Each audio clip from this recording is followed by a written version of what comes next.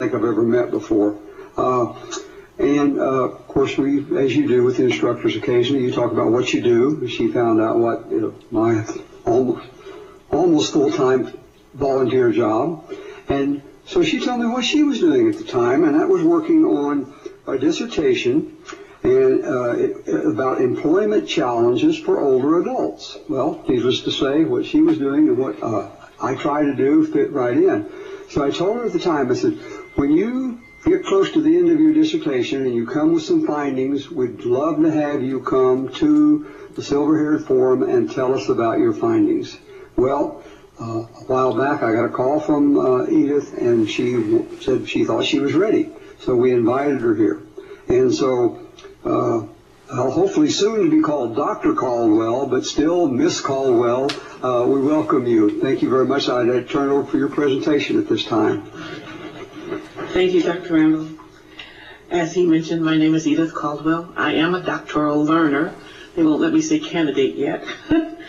And the topic of my study is challenges of individuals 65 to 75 regarding employment.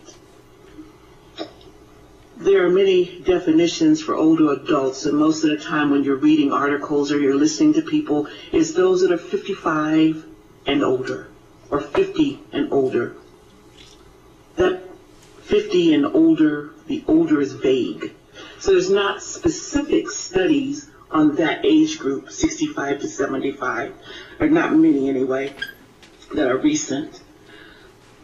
So I decided I wanted, since I was so close, to find out more about the employment issues that face us, older adults, those specifically that are 65 to 75. And the reason I picked that is the largest number of people that are going to retire in the next year ever in the history of this country will happen. 2012, 76 million people will be eligible for full Social Security benefits.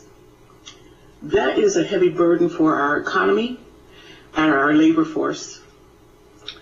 Part of it is because the baby boomers, those born between 1946 and 1964, were the largest group, and after 1964, the birth rate dropped. So now you don't have enough young people to fill the jobs the older people will leave.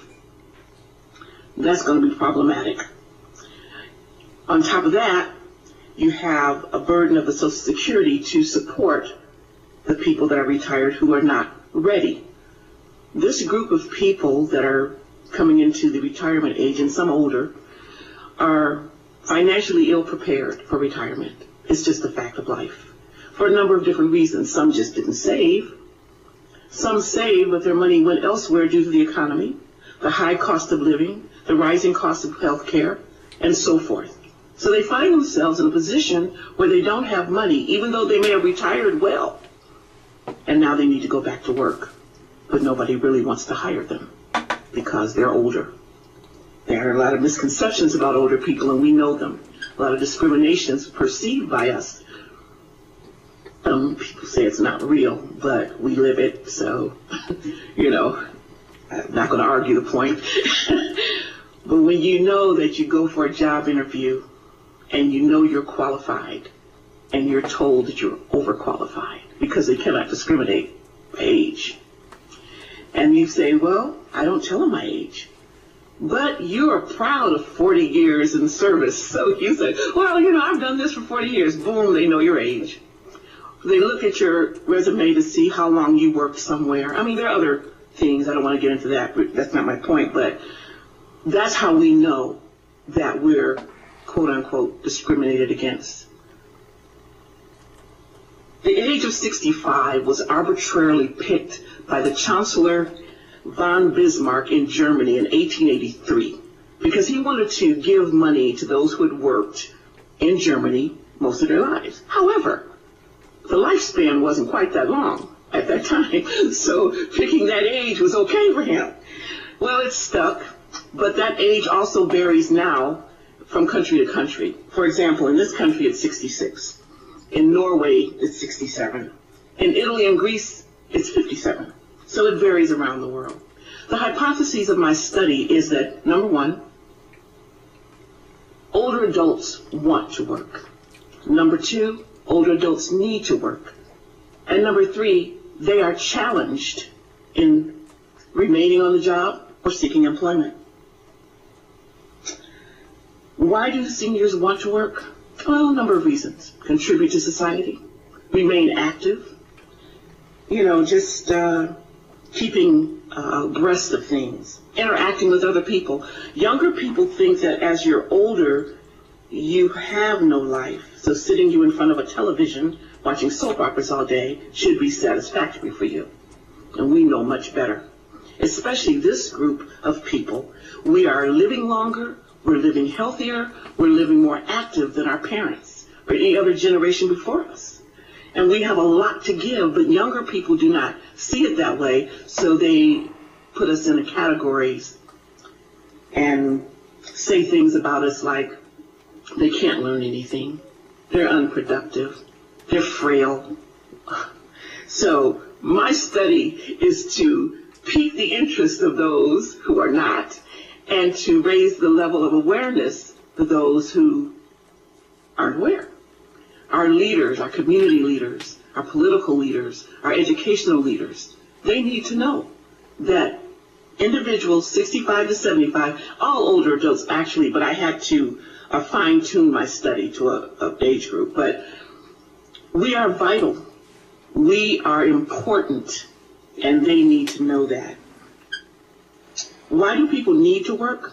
Lack of funds, mostly. Financially unprepared for retirement. Financial setbacks. Sometimes you get sick and you have to pay hospital bills with money that you had saved to live on or to travel on, and now you can't do that. Or you had a spouse that was ill, and all of your time and money went into that. And then the economy, the 401ks and all that, and Madoff and the rest of those who took the money that many of us have saved. Now we have to go back to work. What are the challenges? Well, the challenges tend to be perceived discrimination, as I discussed earlier. Employers believe and know that older individuals are wiser, have more experience, that they are reliable, they're dedicated, they're committed, but they still won't hire them, or I should say employ them, because they are also working older individuals out of the workplace with early retirement incentives. I don't think they can. I haven't read any reports where they outright fired you because you were old, but they find other ways.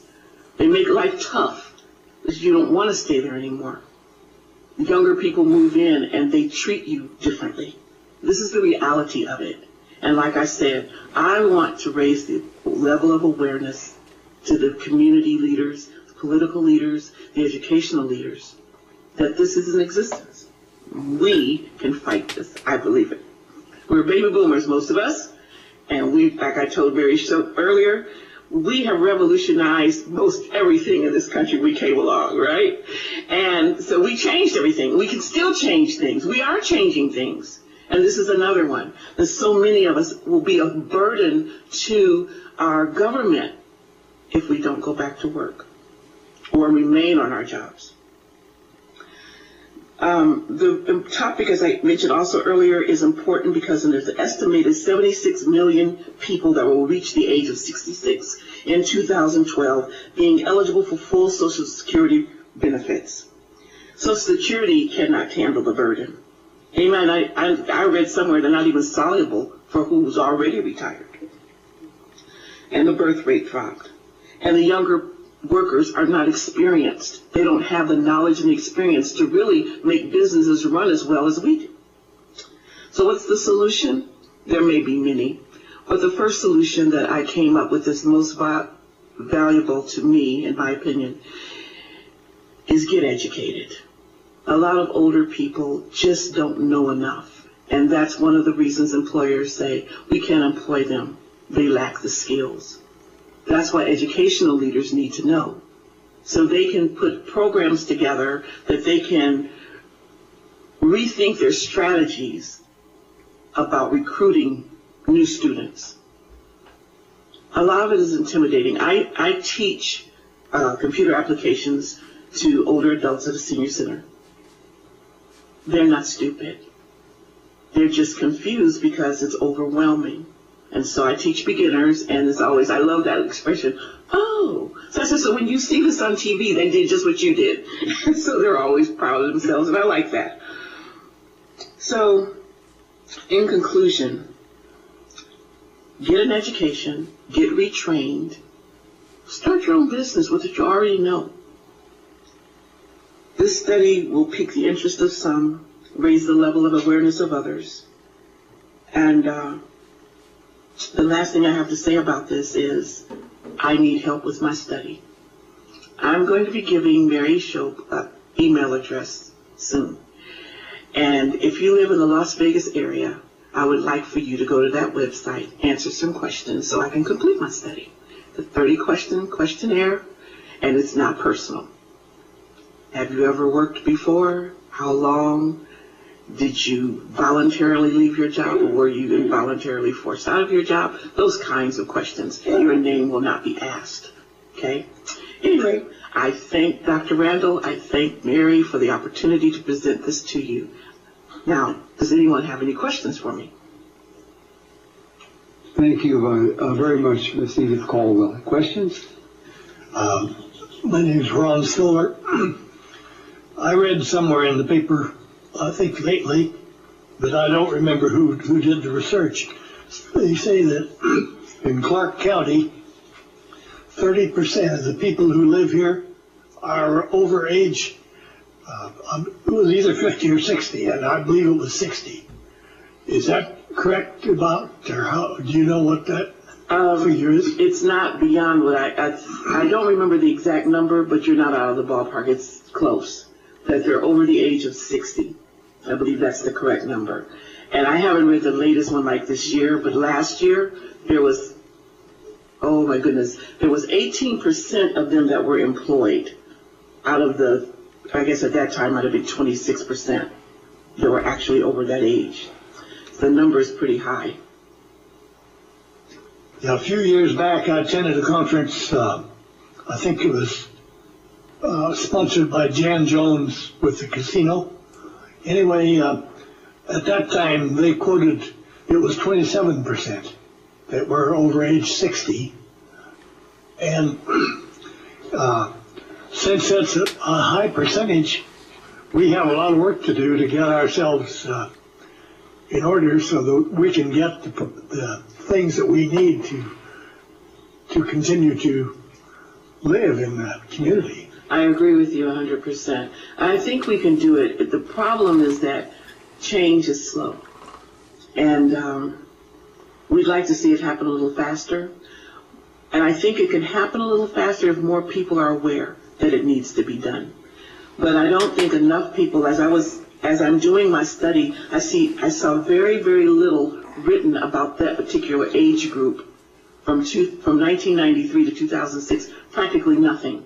What is written about older adults is leisure, relaxation, travel, a lot about health, a lot about finances, but not the solution to hire me, So, and then when we do, we wait and we don't hear anything. We wonder, did they even have our application? So it's a big one. You're right. Yeah, I would say this much. Having studied some of the in adult education, back about 20 years ago, the population in the U.S., it was about between 10 and 13%. I read that. In U.S., over age 60. And the oldest population on the earth, they think, is France. And in their percentage, they had about 13 to 16% of the people were over age 60. Wow. So we were kind of young in the U.S. Mm-hmm. But it seems like when we get to be 30% in the community, like Clark County, we're way over the top. Yes, well, we're aging rapidly because of people that were born between 1946 and 1964. That's a growing population.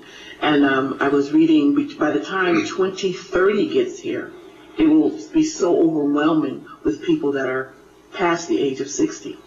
It's going to be problematic. Joanne Bongiorno, Senate District 5. Dr. Randall, Thank you for inviting this guest. I think that's a great subject.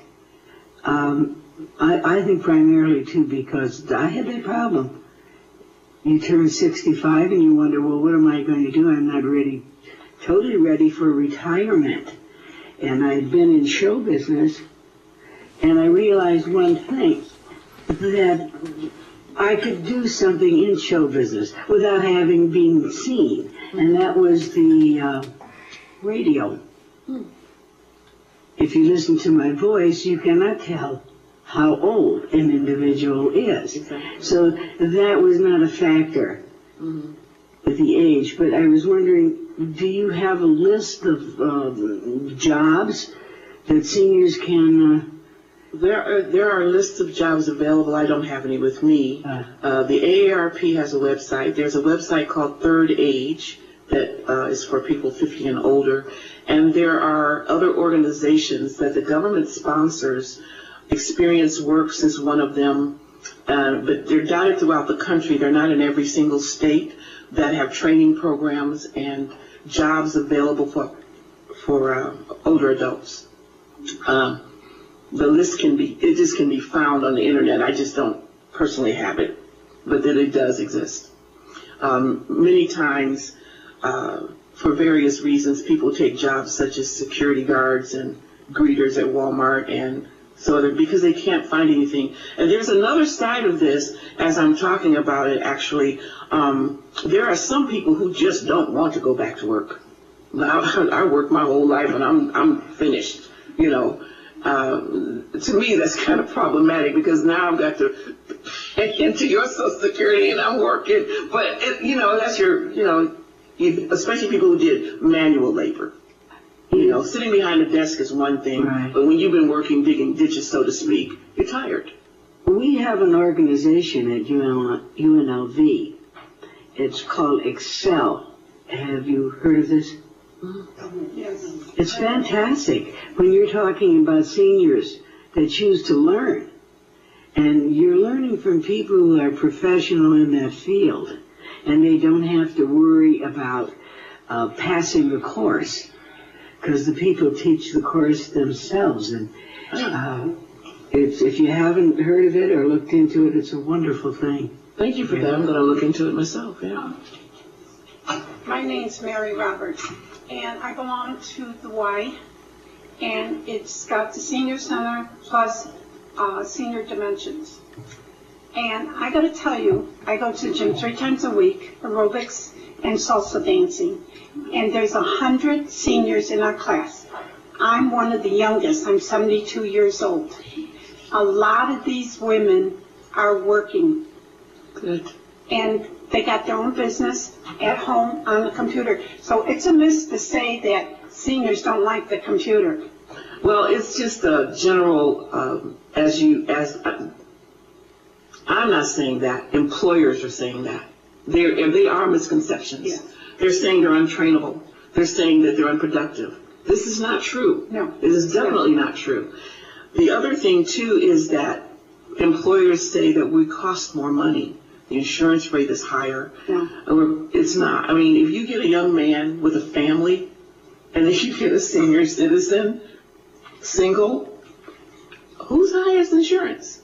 Then they say that it costs too much to train an older person for them to retire in 2 or 3 years. But if they train a younger person, they're not going to retire, but they're going to go to another company, and you still did the same thing. So the things that employers, and this is a generalization. It's not every employer everywhere. Right. But generally speaking, they have misconceptions, erroneous ideas about older individuals. They need to be educated. Well, at the Y, Friday, they gave us an application for the seniors to help at the Y. They decided that seniors are helping much better than the young people. Mm-hmm. They'll work for, a month and then they quit. So now they're going to us. Yeah, we have better work ethics. Yes. Absolutely. Thank you so much for that, because that helps me to, as I'm doing my study, to know where to go and other things to add to it. I appreciate that. Thank you, Ms. Roberts. And thank you, too. I remember, buongiorno? Okay, thank you. Because I'm going to look into the Excel program. There's another place at UNLV called the Center for Something Survey by Pam Gallion, and they do a portrait of Nevada seniors every year. How many people are working, how many people are, their housing, their finance, their jobs, their health. And so she does a very extensive study about the seniors in Nevada. Any questions for Ms. Caldwell in Carson City or in Elko? Yes.